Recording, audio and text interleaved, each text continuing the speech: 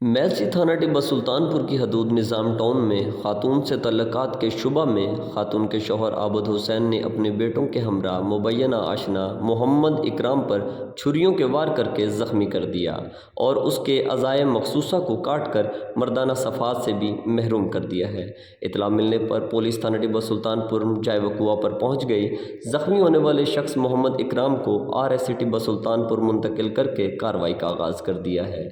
تھانہ ٹبہ سلطانپور کی حدود نظام ٹاؤن میں عابد حسین نے محمد عمر، محمد سعید و دیگر کے ہمراہ مل کر بیوی سے تعلقات کے شبہ میں محمد اکرام پر چھریوں کے وار کر کے اسے شدید زخمی کر دیا اور اس کے اعضائے مخصوصہ کو کاٹ کر مردانہ صفات سے بھی محروم کر دیا